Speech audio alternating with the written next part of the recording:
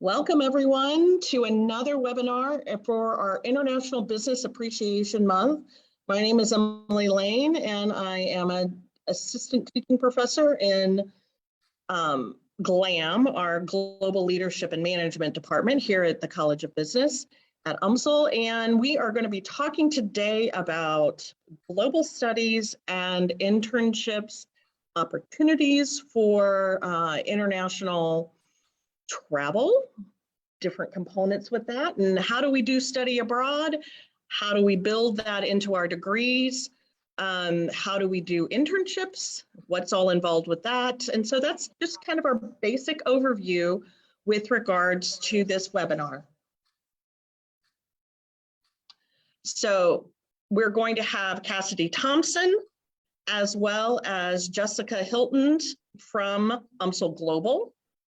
We have Lisa Fikki with our internship program at the College of Business, and Mike Costello from our College of Business to talk about his wonderful program in England, coming forth in England. And so we're going to go through this process of everyone kind of discussing what they're going to be doing and what their backgrounds are, what their work is, how it can help you as a student.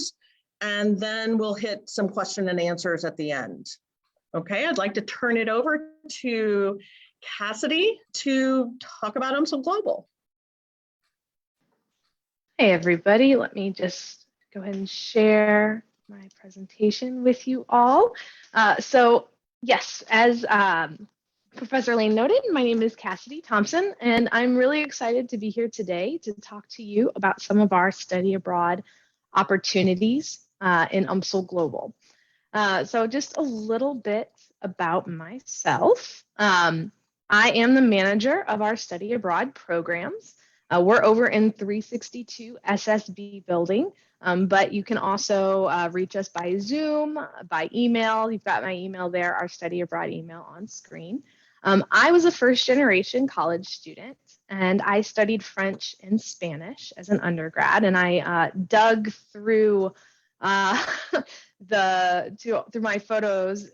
That top left photo is actually me as an undergraduate student studying abroad. I'm in Italy there, but it was definitely the first time I had ever left the country. It was, I think, my second time on a plane when I was headed over to France. And I learned so much about myself, changed my whole career trajectory, honestly, to have studied abroad, and got a travel bug that I just have never gotten rid of. So after I returned back from my semester in France, I spent a summer doing a faculty-led program in Spain, and then decided that I wasn't done studying languages. I wasn't going to be a high school teacher, and so I actually went and did my master's in French and Spanish literature at the University of Georgia, and then did my PhD in French literature, and was able to take a group of students abroad as a graduate student to Paris for 3 weeks, and then did a little bit of my own research and a study abroad program one of my last semesters or summers as a graduate student as well.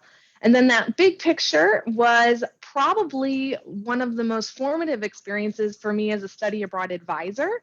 I've been here at UMSL Global since 2018, and in the summer of 2019, I went on one of our faculty-led programs to China.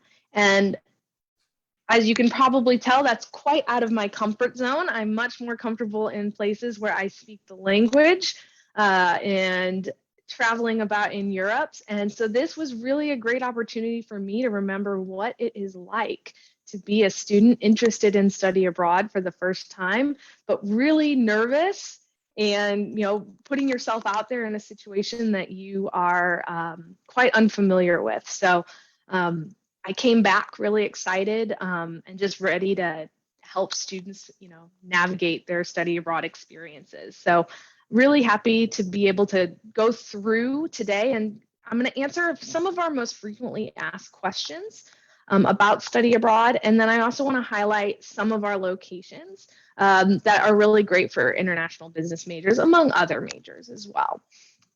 So I just wanted to start right off the bat. Is study abroad still a thing with the coronavirus? And the short answer to that is yes. It does look a little different right now, but we've had students abroad since fall 2021. We definitely had that hiatus, but starting last semester, we started sending students abroad, and we have students abroad right now. Travel does have to be approved in accordance with the travel policy, but I do think that that is going to be changing. And so far, we've not had any issues with students wanting to go abroad at the locations that we have partners with. Vaccination is not required by UMSL, but it does vary on the locations that you're going to. So some countries do require vaccination, and even for you to be boosted if eligible to go. And if that is a country requirement, you do have to meet that requirement.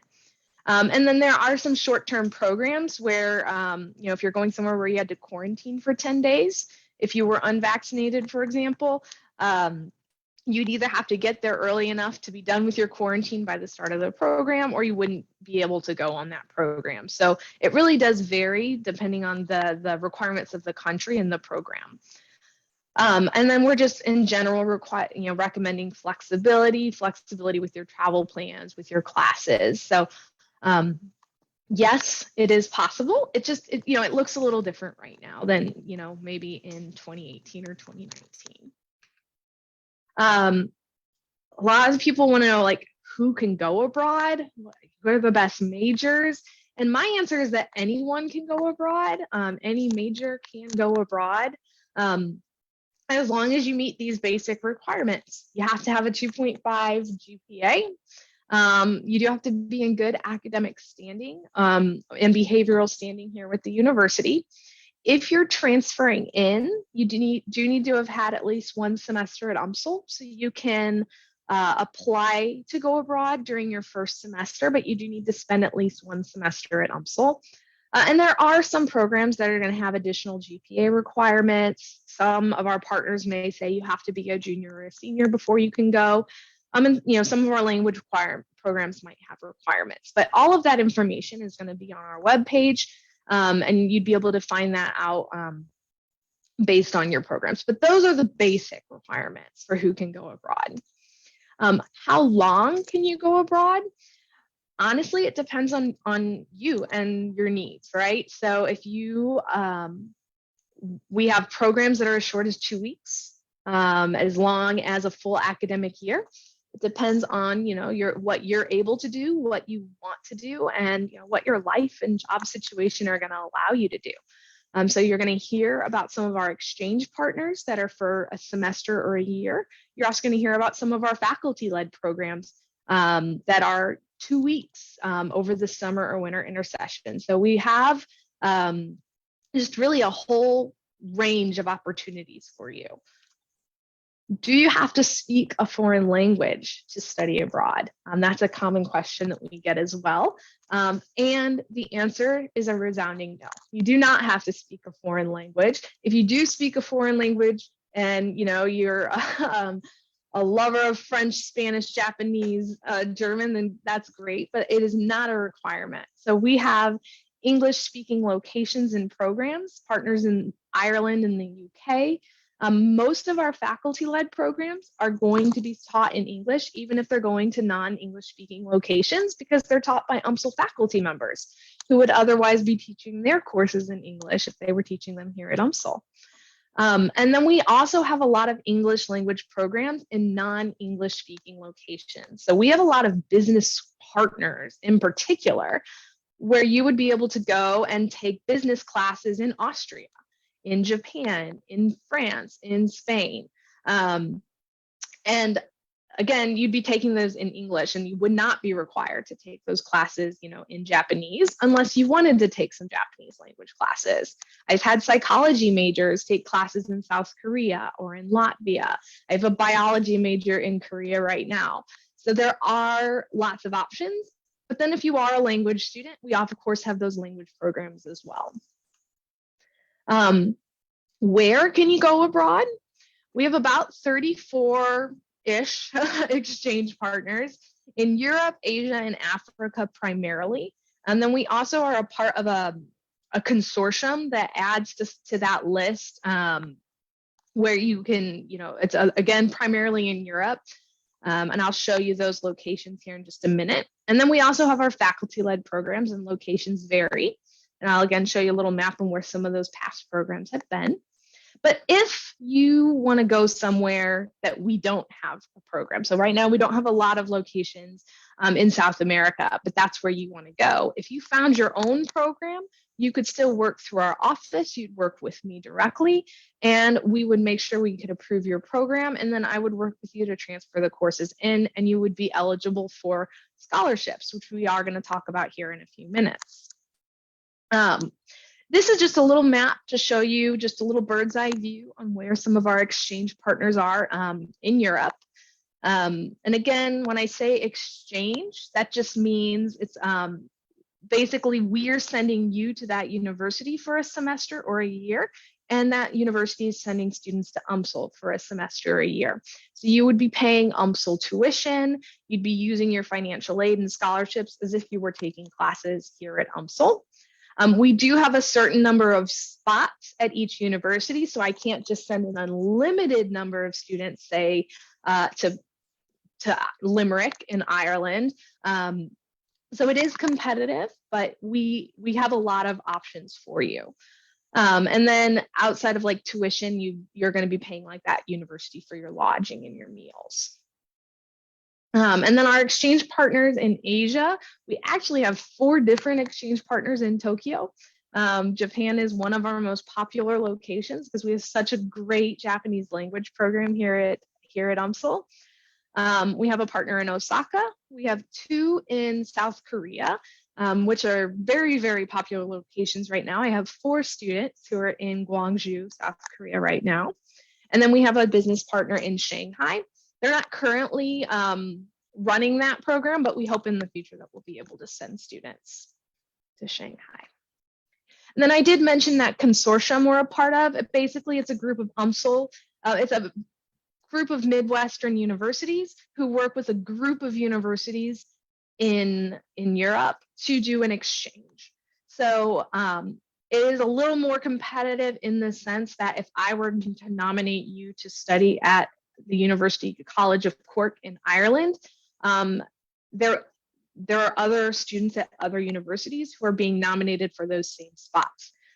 So we do have these locations, but I think they get you a little bit more options in Eastern and Central Europe. So you can kind of get off the beaten path a little bit if that's something you're interested in. Obviously, very important questions.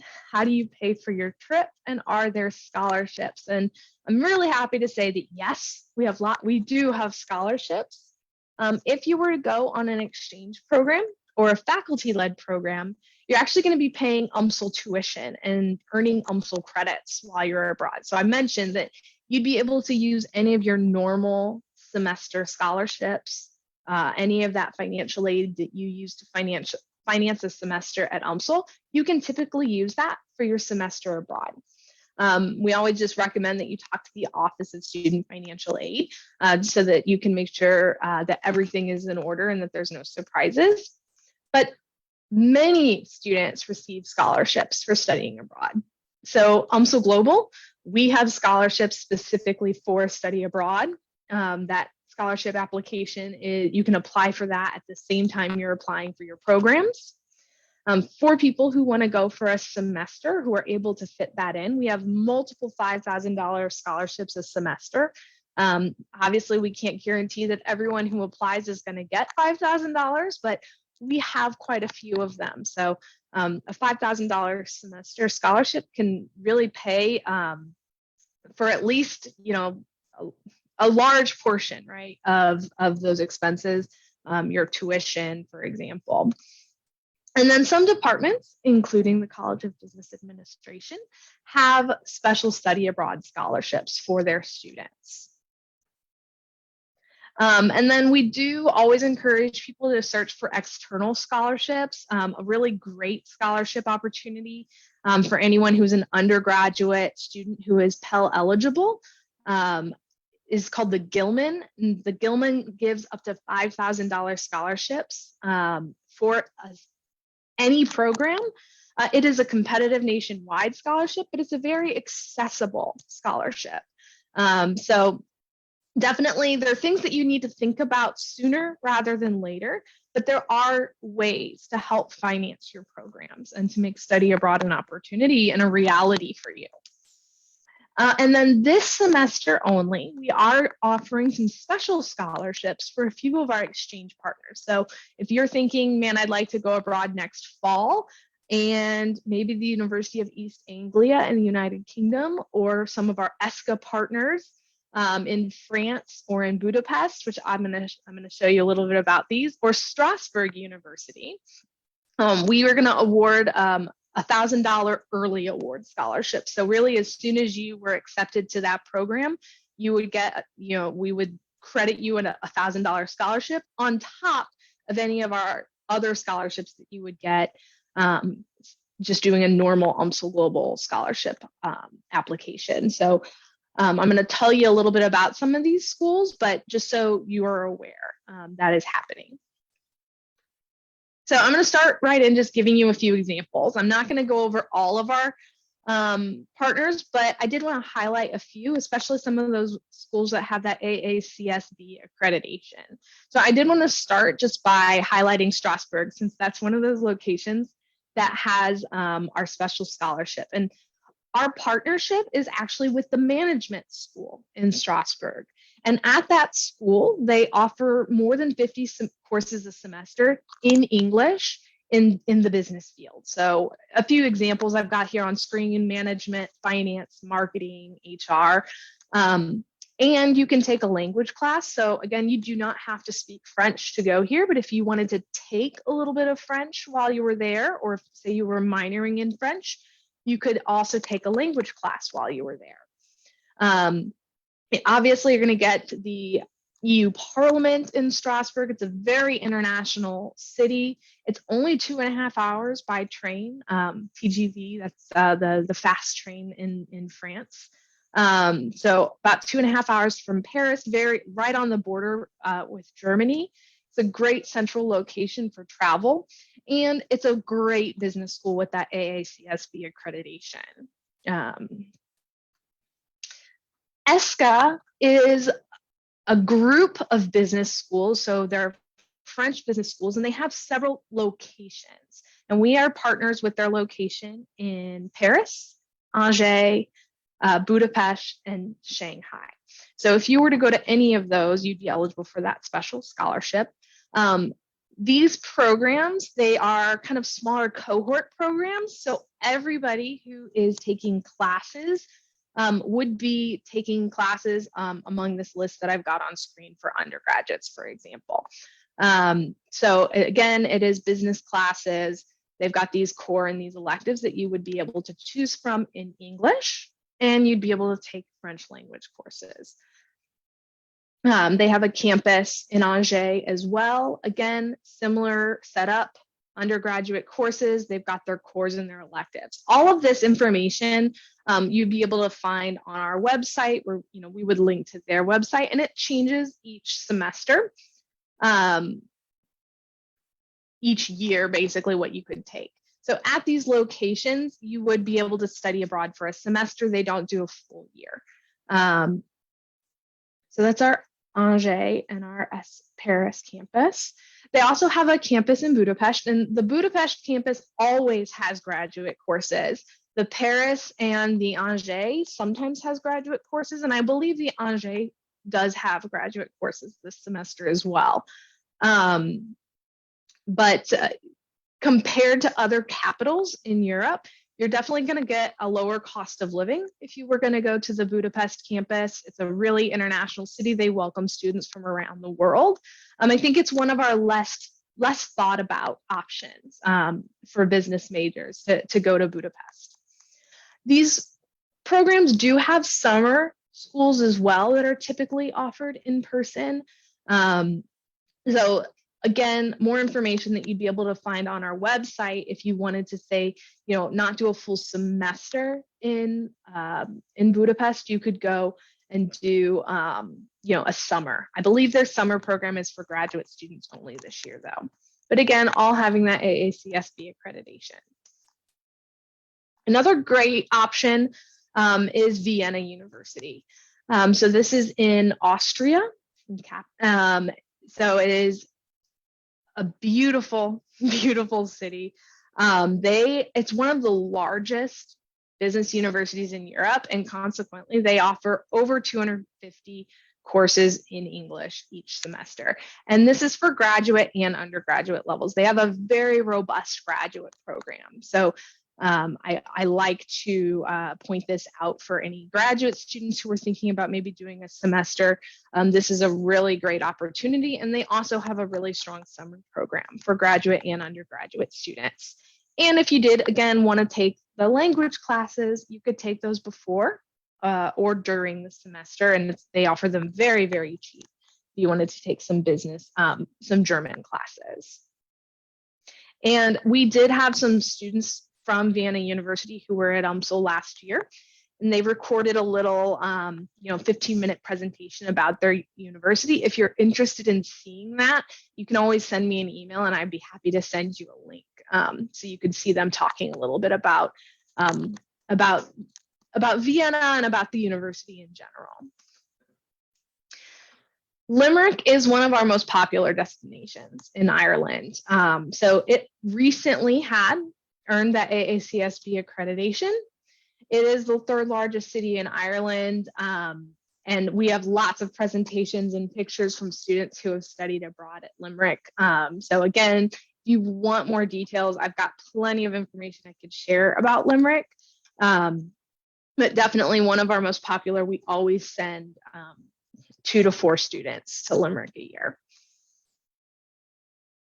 And then I did want to highlight the Hochschule Bremen in Bremen, Germany. So this is not a school with AACSB accreditation, but they have a very large selection of undergraduate business classes, and we partner with them to participate in their summer school. So we have a robust partnership with this university, and we have definitely sent international business majors for full semesters and even for a full year at the Hochschule Bremen. And you can see on screen, there are a lot of different options for classes in English, and they also offer intensive German language courses.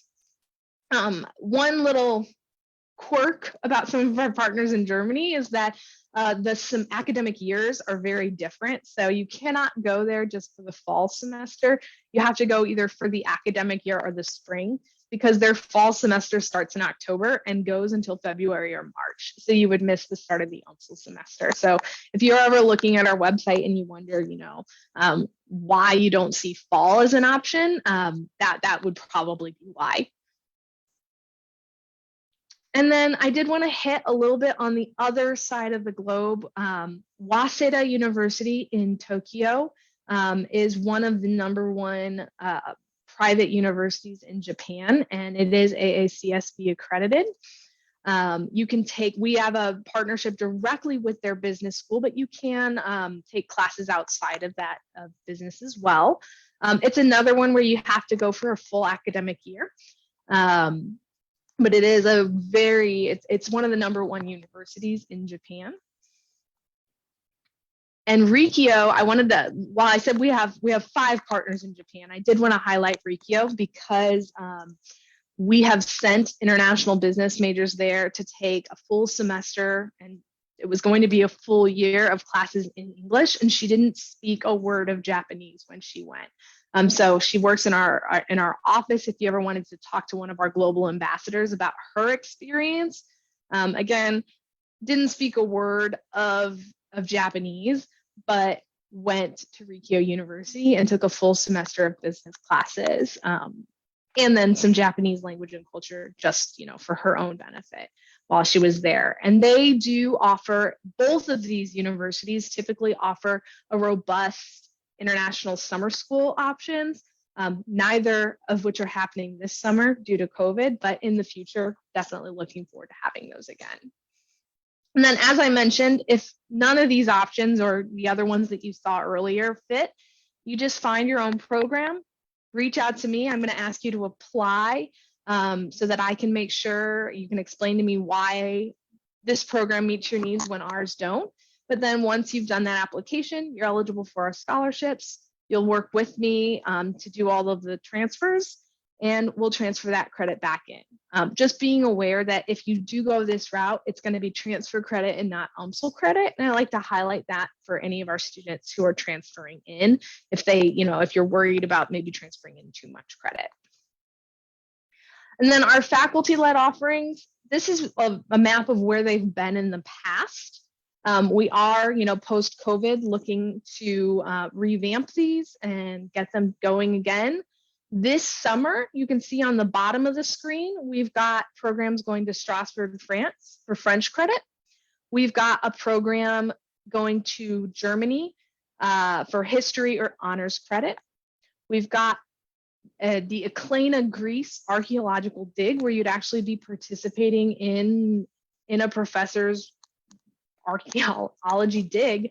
So a professional dig for 3 to 6 credits in history or archaeology. We have a program in Spain for Spanish credit.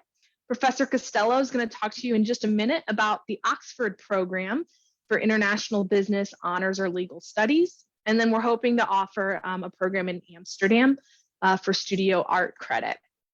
So just these faculty-led options, you're going with an UMSL faculty member. You're going to get 3 to 6 credits, typically in the summer or the winter intersession, and again, eligible for scholarships. Then we have our faculty escorted programs. Bremen, Germany, again, the Hochschule Bremen. Typically, an UMSL faculty member goes and teaches at an international summer school there. That's probably not going to happen this year, but this June, they are going to have that international summer school where you can get business options. And if you're looking more for humanities, you can go to NUI Galway in Ireland. And Professor Eamon Wall goes with you. So I know I flew through those, but all of this information is on our website, and you can definitely reach out to me if you have questions. I think everyone should go abroad, and I am obviously biased in that view as a study abroad coordinator, but the research does show really that people who go abroad graduate earlier and with higher GPA than their on-campus peers. I can speak from experience about that increased self-confidence. If you can navigate the underground in a country where you don't speak the language, you can do anything. If you can navigate an international airport, you can do anything. There are so many job skills that you're going to gain, just that cross-cultural communication, which is, frankly, such a buzzword in today's, society. We've seen with COVID how much we rely on the international partnerships, on business for supply chain. So you really get to show in a concrete way how you are adaptable and can work with people from different cultures and backgrounds and experiences. And you're just going to have a great time earning credit towards your degree while traveling the world. It's an amazing experience. If you do want to go next semester, the deadline's February 23rd, so you've got a week. And I can work with you if, again, if summer or next semester is something you're interested in. Don't let that deadline scare you. I can work with you and make sure you're able to get everything done. And then if you're thinking more like, okay, spring, winter intersession, you've got a little bit more time till September 23rd. And then our scholarship deadlines are March 1st and October 1st. If you're thinking about it, come talk to me, but also talk to your academic advisor so they can help you figure out how to fit it into your plan. Even if you're a freshman and you're thinking, maybe in 2 years, talk to your advisor now so that they know and they can help you be prepared and to save classes that would be a good fit. Make sure you save some of those electives for your semester abroad. Come talk to us, talk to our student ambassadors who have been abroad. Just talk as much as you can to us. And at that, I'm going to stop talking. I've got this QR code here on the screen if you want to explore some of our programs. But I am going to hand it off to Professor Costello, I believe, who's going to talk about his program to Oxford.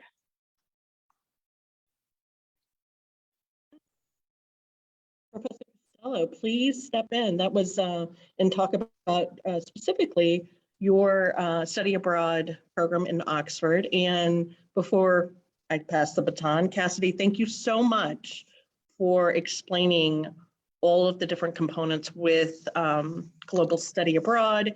I've learned quite a bit, and I hope you all have too. Professor Costello.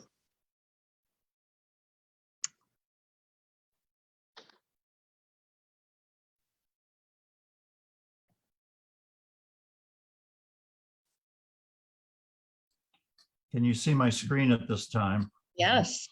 Good.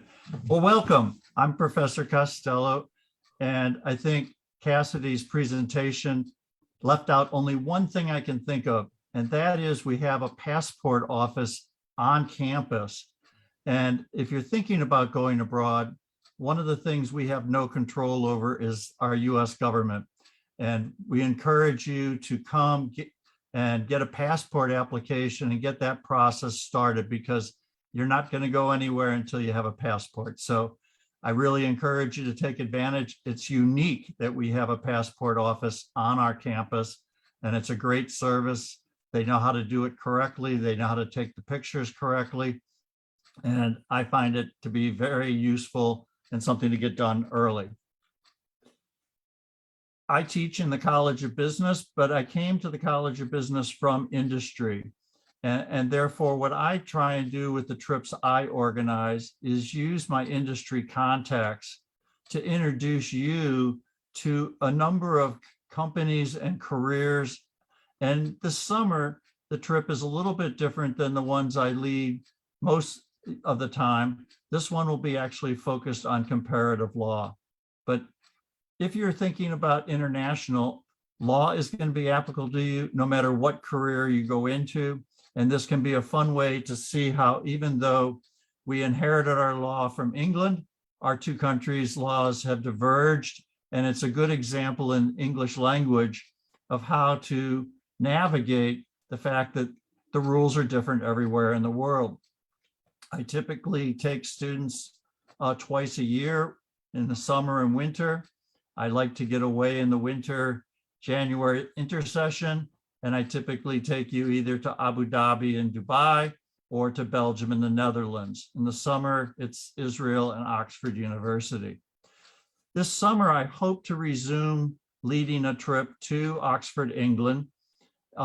We are still at the tail end of Omicron. We hope that this becomes a less and less of an issue, and that we will be able to resume our program at Oxford University in Christchurch College. If you've watched any of the Harry Potter films, this is where it was filmed. Especially we dine in the Great Hall that was the Great Hall of Hogwarts. And we will be going there between July 23rd and August 6th. This is typical of one of our faculty-led 2-week trips, but I'm not your primary lecturer. These will be lectures from Oxford professors.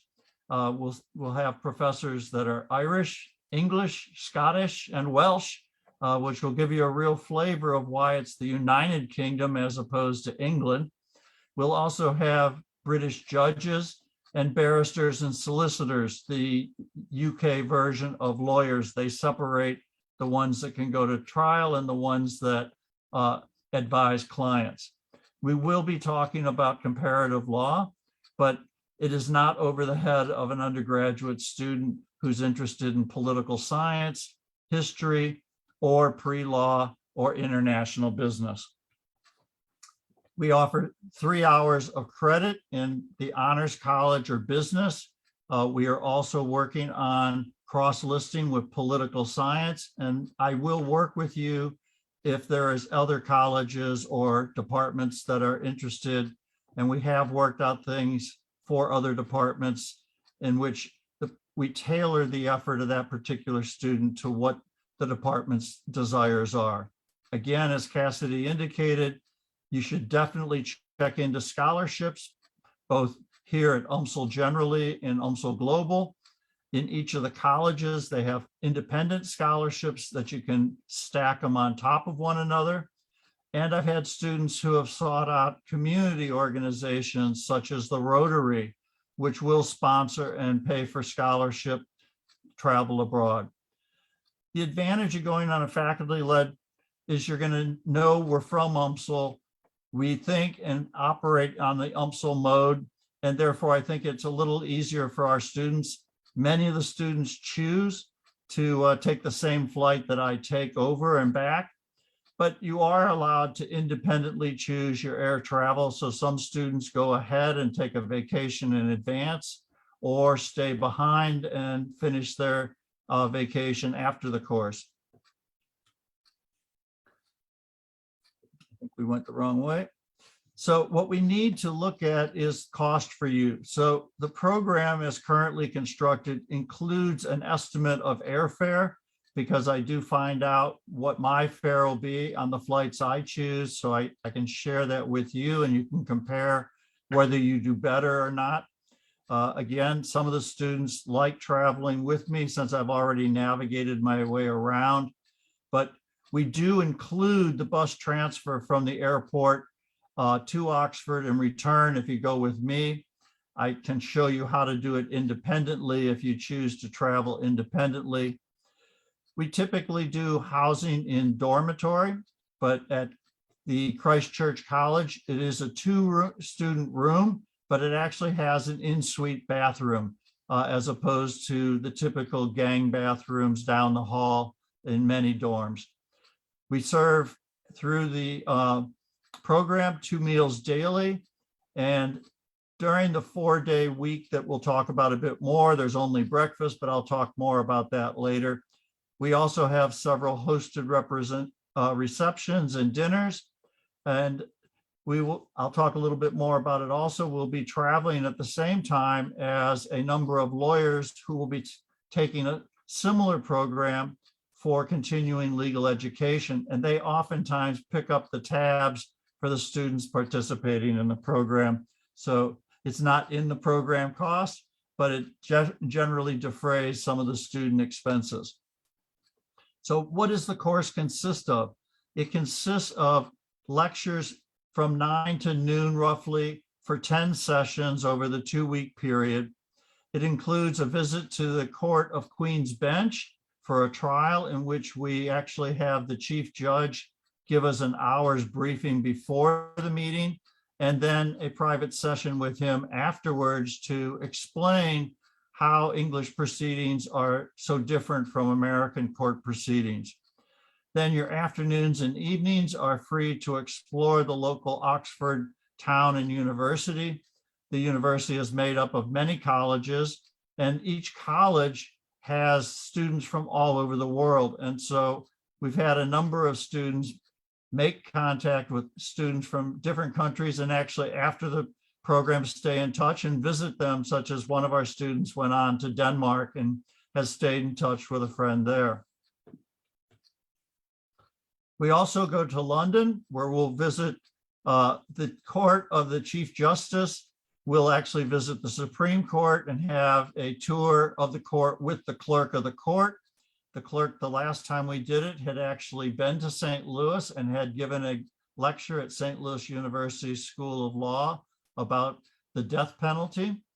We'll visit Parliament, and we also visit the Privy Council. The Privy Council is a unique British tradition in which the Queen appoints peers, and those peers hear cases coming from all of the dominions of the UK Empire. So we also have a little video of one of the St. Louis lawyers who actually appeared in the Court of Privy Council on behalf of a party in Bermuda. We do allow, because there is time, we take several side trips. One of those is to Stonehenge, another is to Blenheim Palace.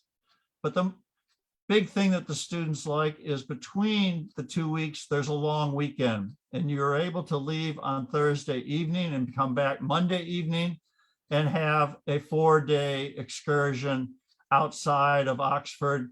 I had 2 students who planned far ahead and flew to Italy and spent the 4 days in Italy. I had other students who had never been abroad And so they went to Bath and then ran up to London and spent a couple of days in London. So there's a lot of opportunities to travel because London is an easy place to get to and from all over Europe. We also arrange an opportunity to go and hear a Shakespearean play in the outdoor theater in the Round at the Globe Theatre, London, which is the replica of the Shakespearean theater where Shakespeare, his plays were originally performed. So that's a good fun evening. As I said, there are also additional optional trips to places like Stonehenge and Bath, an ancient Roman city where the baths still work. And you can actually rent a locker and take a thermal bath. So what do we want you to do? We do want you to talk to the UMSL Global Office. It's important that you get your application in because there is some paperwork and process that we need you to do to comply with the academic requirements. We also need you to get in touch with them right away so you can get on the scholarship list. And because there are more than one scholarship, some of them are merit, some of them are need, and make sure you look for what is available for you and maximize your benefits.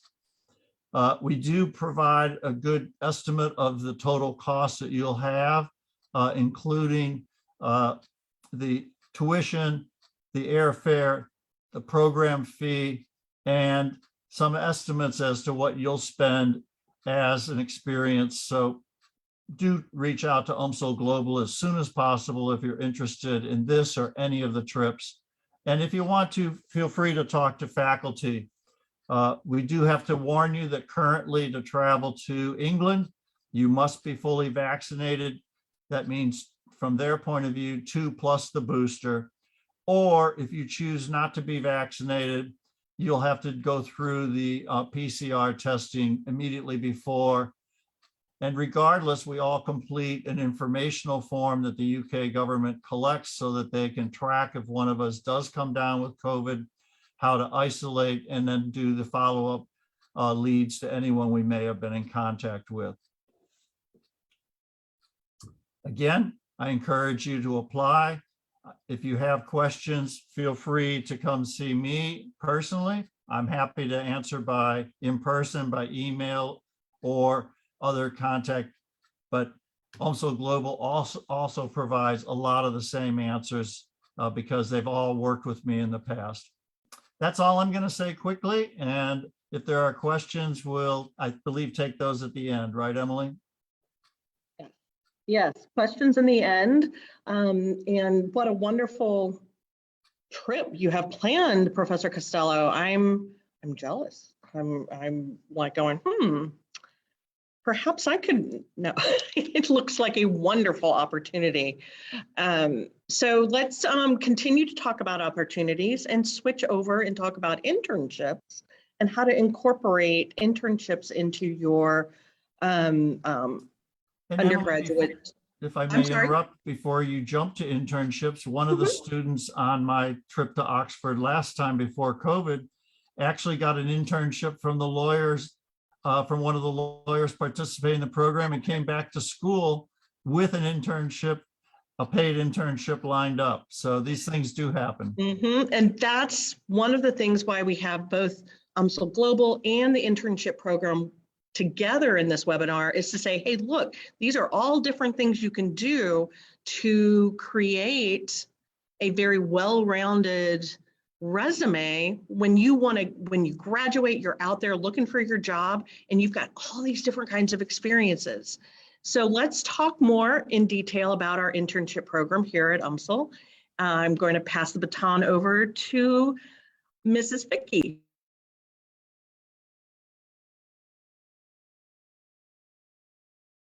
I think I muted myself. Okay, sorry about that. I think I'm going to need to try to share my slide. Yes. Okay. Can everyone hear me and see my slide? Okay, great. It's great to be here. I'm always excited to participate. the International Business Conference, and we have some great information to share, certainly. Let me just get started with introducing myself. My name is Lisa Fikki. I'm the Internship Program Manager for UMSL Business. Just to let you know, we have one of the very best and largest internship programs in our region. And there's a good reason for that. So that's why I want to share some really important information with you regarding not just our internship program, but the possibility of international business opportunities right here in St. Louis. So like I said, we have one of the very largest, and I think part of the reason for that is that businesses in our area, in our region, are very interested in our students because of a couple of reasons that have been mentioned already. Because of the accreditation of our program, it is globally the gold standard. It's accepted really just about anywhere, and in some places it's the only type of accreditation accepted. So it puts you in a very good group for access and getting into opportunities, but certainly within our region.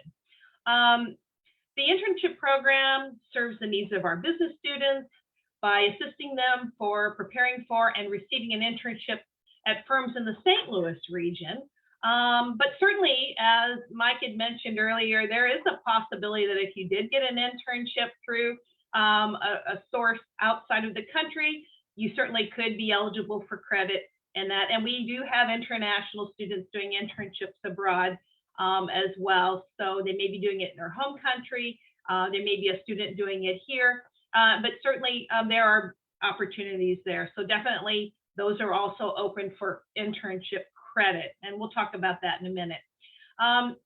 So we have a very broad and vast, let me actually probably need to skip to the next slide. So we'd actually do a very good job of connecting our students to the global business community in St. Louis, because we have 8 Fortune 500 companies in our region and a vast amount of companies that are actually headquartered here in St. Louis that do conduct international business globally.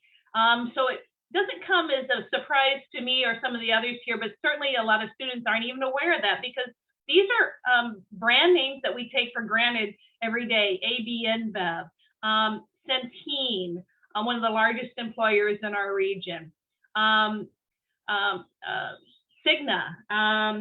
Fleischmann Hillard, right downtown. Global has a global footprint and in many countries. Edward Jones does business with St. Louis and Canada.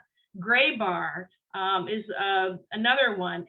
Amarin, Stifel, HOK Group, and Worldwide Technologies Global, right here, home. Some of these headquartered right here in St. Louis. So you really have that connection to a global international business opportunity.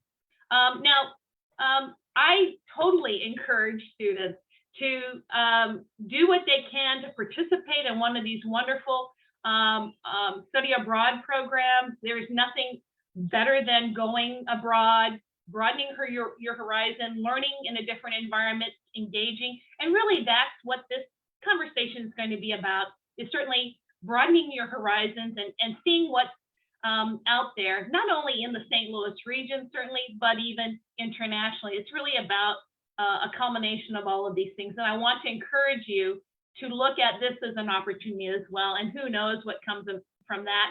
And it certainly looks great on your resume as well. And we certainly know that the things that you do in college besides going to school can really be a great accessory to other opportunities. We've seen it over and over again.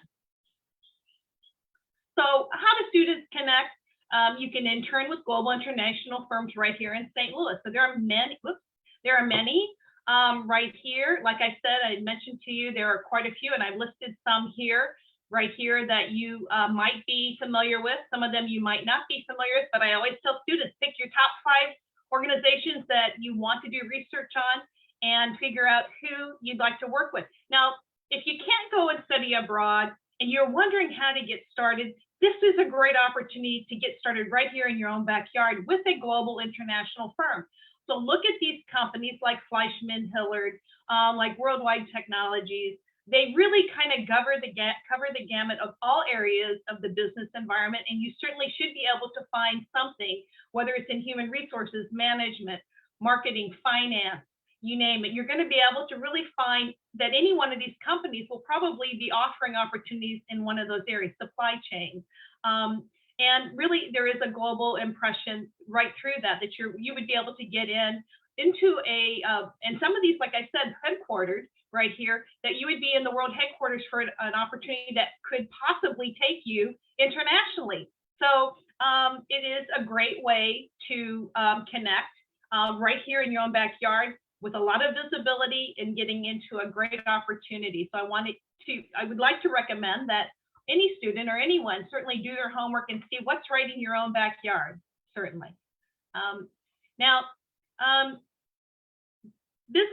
Getting business connected with some of these businesses is, I think, key. And students are like, well, how do I do that? How can I make myself more visible? How can I be more involved? And certainly one of the ways that you can do that is to get involved in campus activities like the International Business Career Conference or the Finance Club or marketing or any one of these.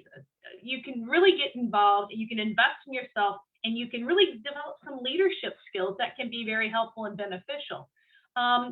Get a mentor. You can apply to the Regional Business Council, which is a consortium of over 100 top businesses in our region. And they mentor, some of their executives will mentor students from the 14 area universities. So you could participate in that. So this is another important element of preparing yourself. You could also apply to one of our programs here at UMSL Business, the Boeing Mentor program or the Edward Jones Mentor program. Those are the Edward Jones being a newer one. Boeing Mentor pairs up UMSL alum with students in the business programs as well as the Edward Jones. We have probably over 400 alum at Edward Jones presently, so that's just a ton. And we know that students that graduate from UMSL going way back to 1968 have stayed in the area, many of them. They've risen in the ranks in their organizations, and they understand the quality and the caliber of the program. They were just like you. So they're really interested in you as a potential workforce talent for their company. So you definitely have great connections. You just have to reach out and kind of establish those. You also want to, like I said, network with some of these UMSL alum in LinkedIn. LinkedIn has a huge impression right now within this pandemic for students who want to connect. And I think it has been one of the great ways to connect with individuals in organizations such as Fleischmann, some of these global firms. So you're able to connect via LinkedIn, via some of the clubs and organizations, and also through our advisory boards at UMSL Business. We have 8 advisory boards, I believe, one for each area of study, and this is bringing together about 150 business professionals, some UMSL alum, some aren't, but they are well of the quality of our program. So you certainly can connect in those ways as well. But I think LinkedIn is a key way to do that. And really a LinkedIn profile should be your next, I would say it's the second most important thing next to your resume. It might be the most important, depends on how you look at it, but certainly your resume being the cornerstone of opportunity to get your name out there in front of someone, but LinkedIn is how you can actually connect with them in a lot of ways. So this is another great way to connect with businesses. And you can do that very easily. So certainly keep those things in mind. You can commit to a summer or a spring in an UMSL study abroad program. This can be a life-changing opportunity. I've heard it over and over. Mike spoke to it. Cassidy spoke to it. These are things that really will help you frame where you want to go with your career. And it really adds depth and meaning to what you're doing here at UMSL. If you just came to school and just went through all your courses and you came out at the end of it with not doing too many of these things, you would probably be missing out on a lot. So we are encouraging you to do that. One of the other things that I would recommend you look at is the UMSL Accelerate program. These are a tremendous opportunity to connect with businesses, startup businesses, very entrepreneurial. and allows you to get your foot, actually really can provide a springboard to other opportunities as well. So there's numerous opportunities. Please explore these options there and many, many more that you might think of.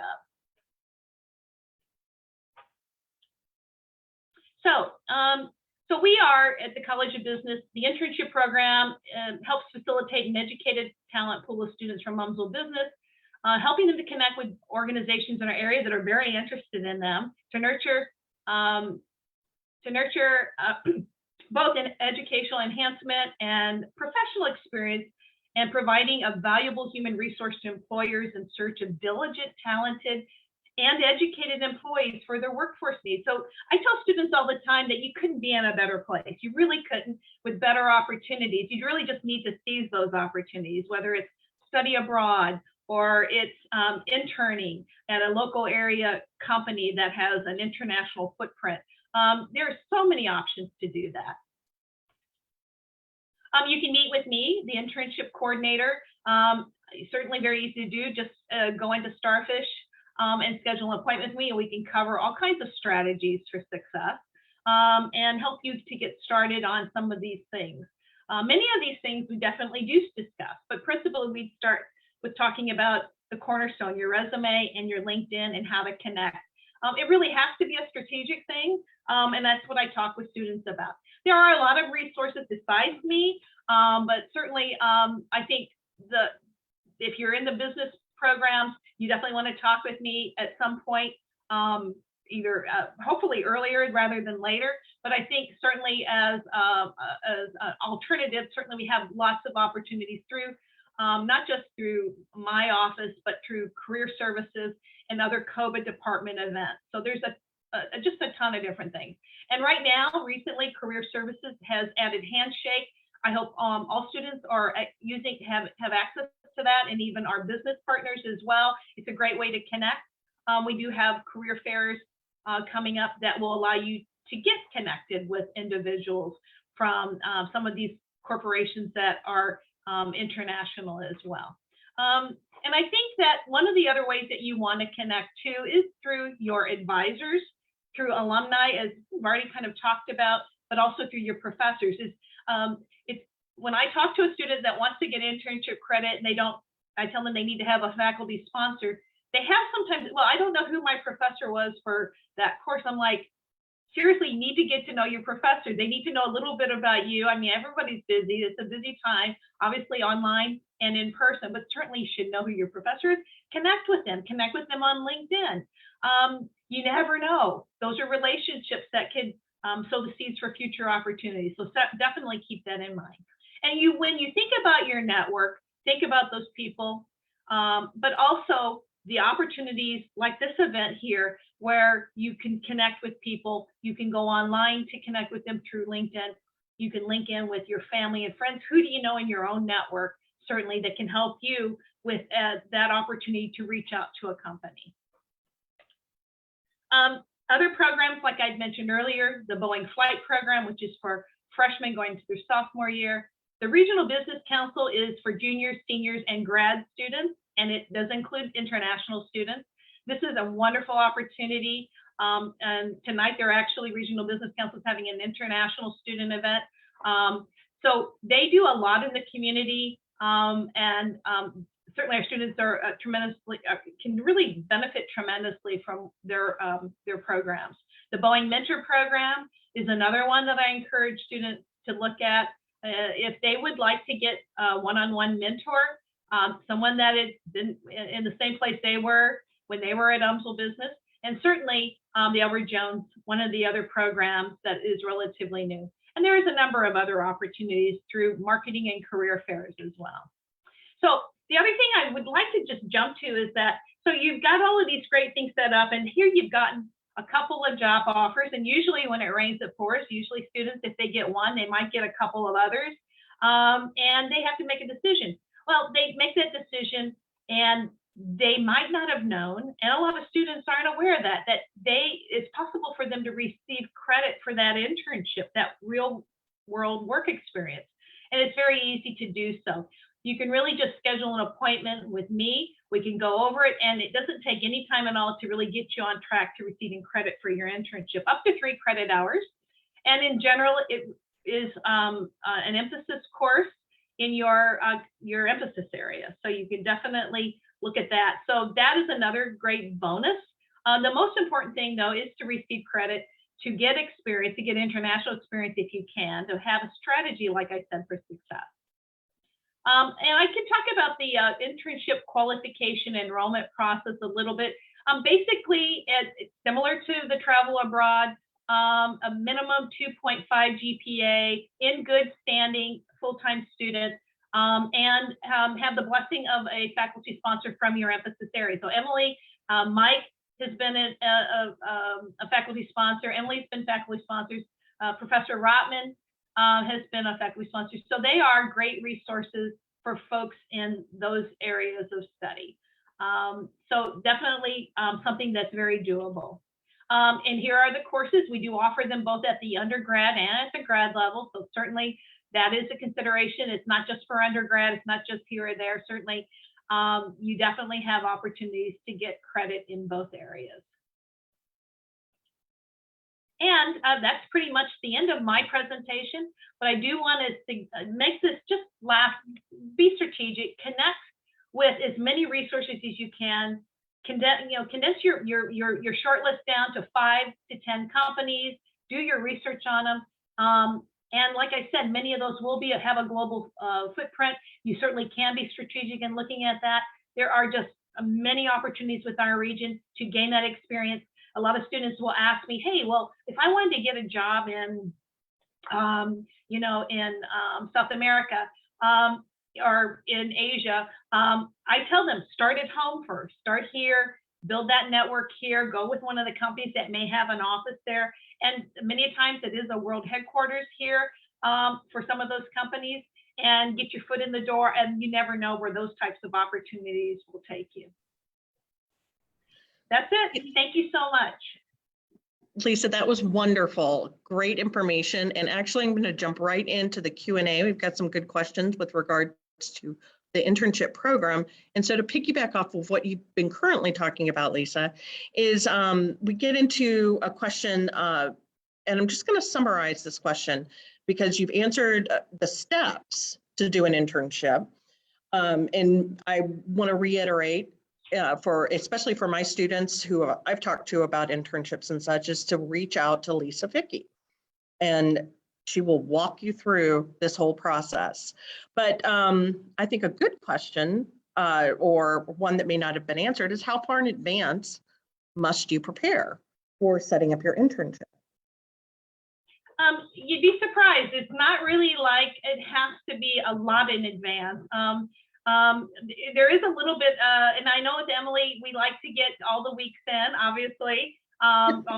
There is deadlines for that, but certainly there is a little bit more leeway with internships. Mm-hmm. Say you're in week 4 of the semester, say you're February 1st, and you just had an internship come through. It would be a matter of having a conversation with the professor to find out how you would work with them in order to receive the credit for that internship for that semester.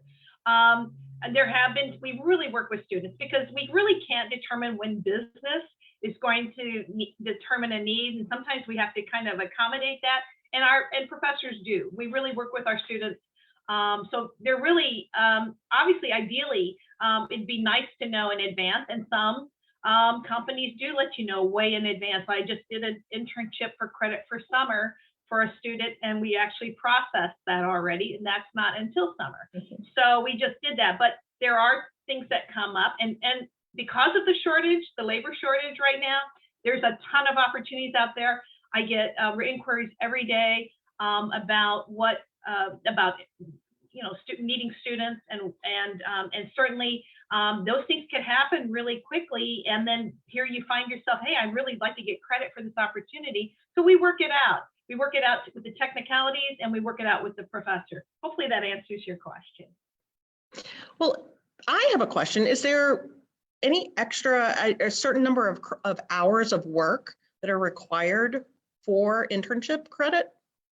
There is, as a matter of fact.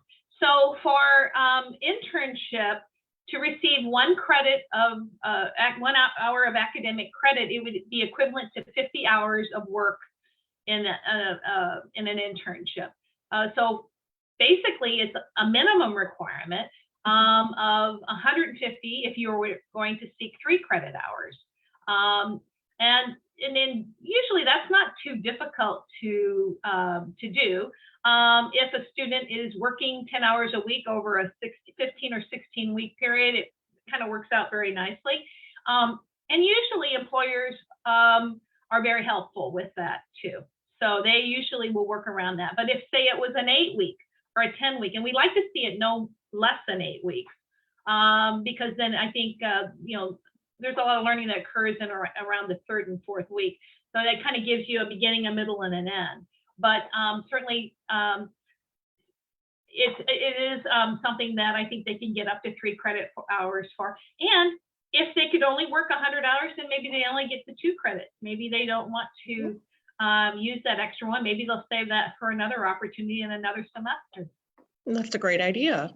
Well, let's jump back over to our study abroad and ask it's a good question here. What is the difference between study abroad and an exchange program?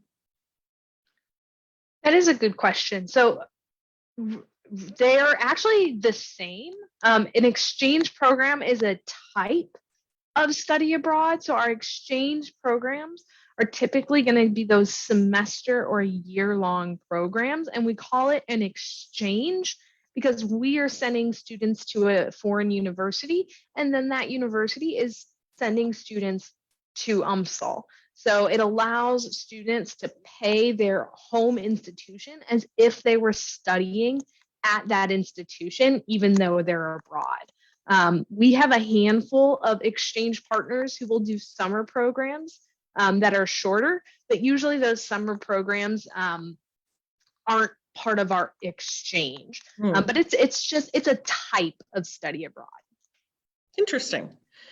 So how are the classes themselves different abroad than classes at home, even if they're in English?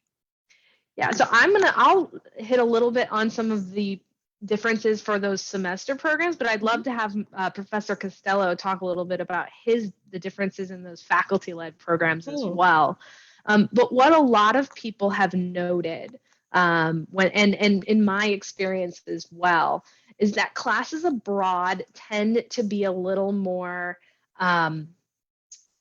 self-motivated in that there are less daily assignments typically abroad, and sometimes your grade will come down to, say, a paper and a presentation and maybe a test, but there's not that like daily expectation of homework assignments or a quiz every week.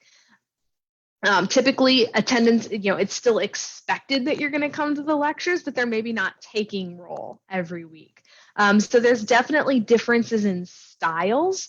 There are some universities who are more like the US style, but I think even our exchange students who have come to UMSL have just noted that difference in classroom participation and just the amount of homework that is due. They're always surprised at how much homework UMSL professors give.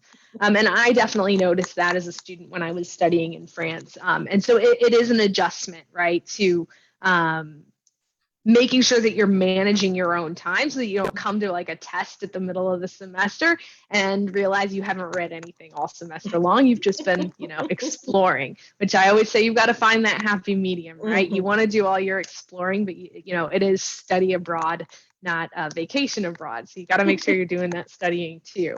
But I'd love for Professor Costello to talk a little bit about the difference between an UMSL course abroad versus at home. Thank you, Cassidy and Emily.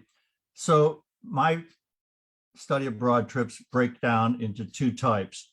The one at Oxford is a classic 4-hour lecture in the mornings, and during which time we have a judge or a lawyer who'll be giving us a presentation on a topic such as criminal law or family law.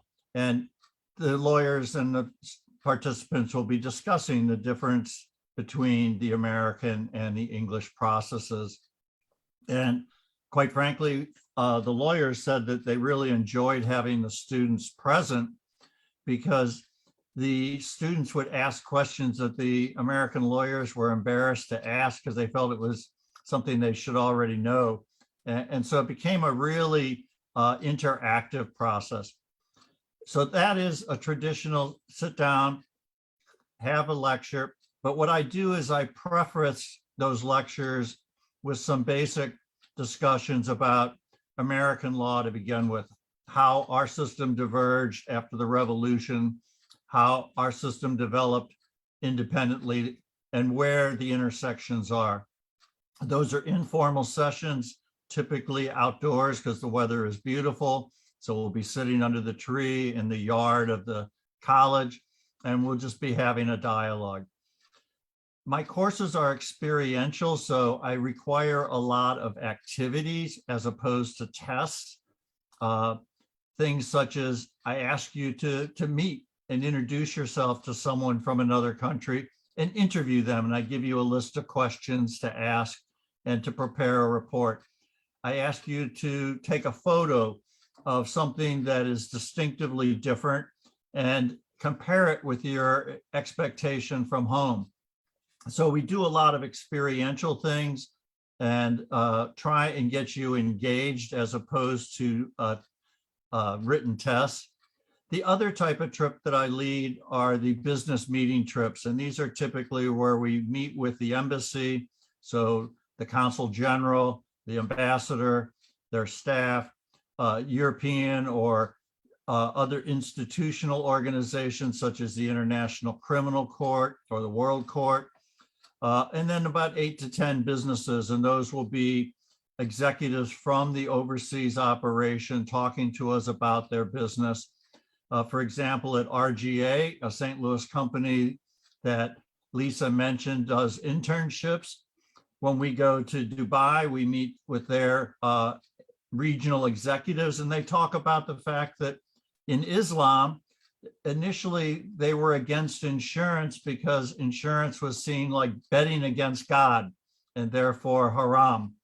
And they talked about how they overcome that the discussion with families and the government that no, we're not betting against God. God is going to take you when he takes you, but you have a responsibility to take care of your family. And that's your job that he gave you. And insurance is the way you do that. So they're interesting opportunities to see how doing the exact same business we do in St. Louis requires creativity and imagination in serving customers in other countries.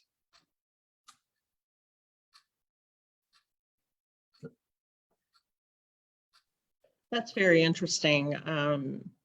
Thinking about how you're packaging different programs like insurance and dealing with other cultures. Very interesting.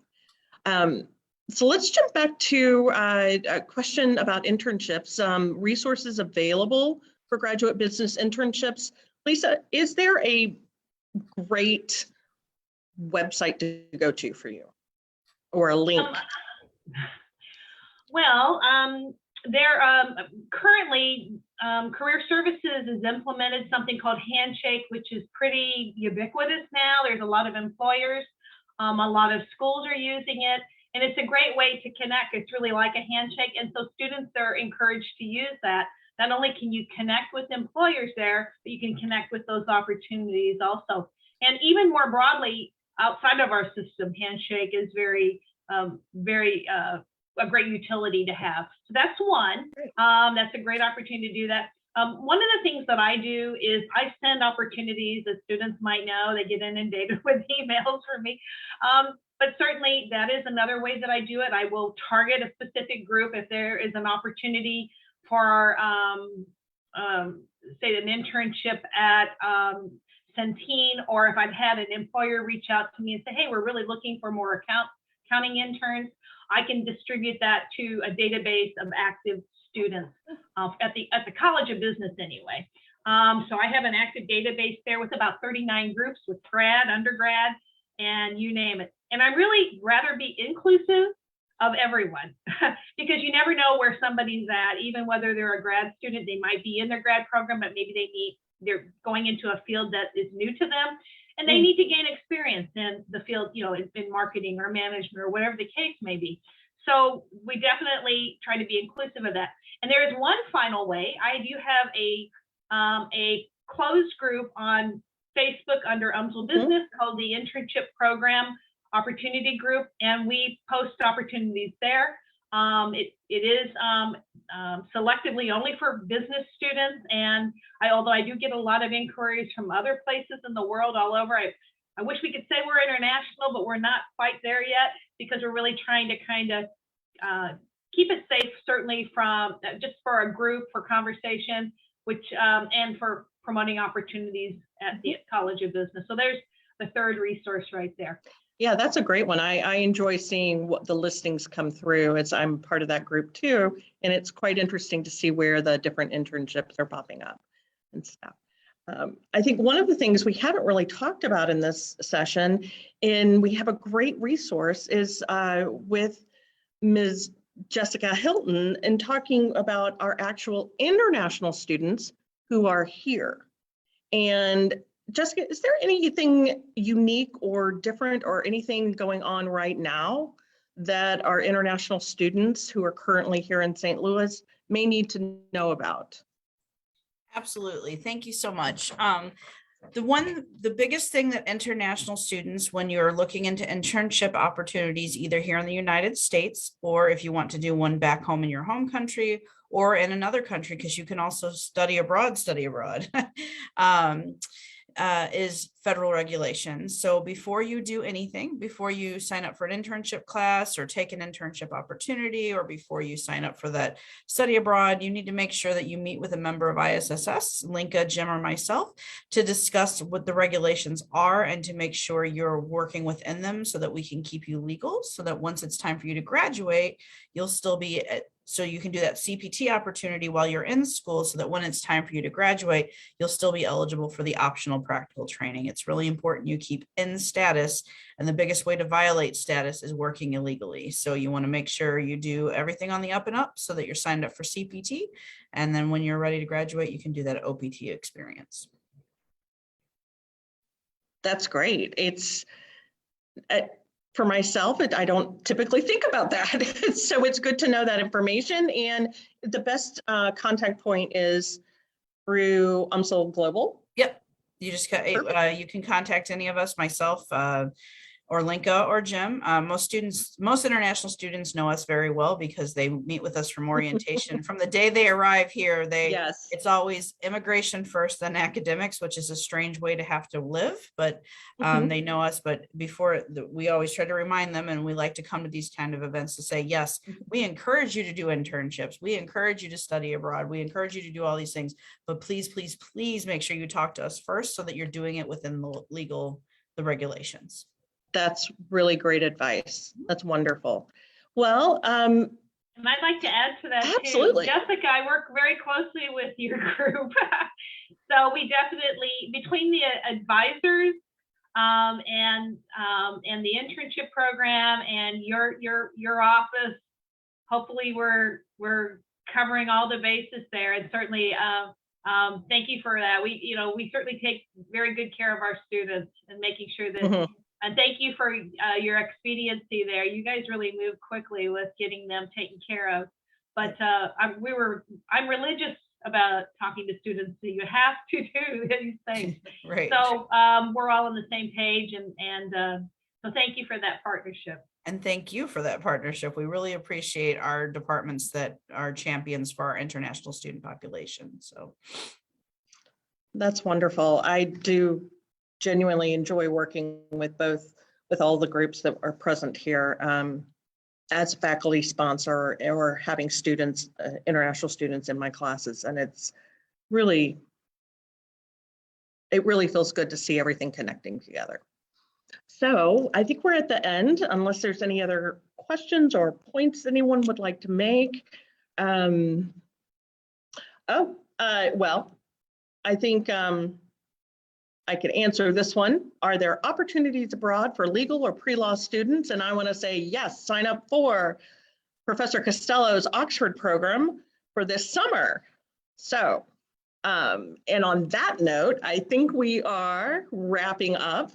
Thank you all so much for participating in this webinar. We are in the thick of International Business Appreciation Month with regards to the month of February. And come this Friday, we have supply chain. And then next week, we have our cybersecurity webinar. And then culminating with on February 25th on Friday, it's an actual hybrid on campus and Zoom. So we get to do face-to-face as well as through Zoom links. We have a day of webinars. Our wonderful keynote with Ambassador O'Malley had to be rescheduled due to storms and snow and lovely things like that. Well, he will be joining us at 9 a.m. on February 25th here at UMSL on campus, as well as then we follow with that with our She Rocks webinar, where we have our women executives coming in to talk about international business. So Ambassador O'Malley will be at 9 o'clock, and then our She Rocks webinar will start at 11. And with that, I want to thank everyone again. Thanks. This is great. So I look forward to emails, email conversations happening and getting students where they need to be. So with that, I'm going to end the session. Thanks, everyone. Thank you. Bye-bye. Bye-bye. Thank you.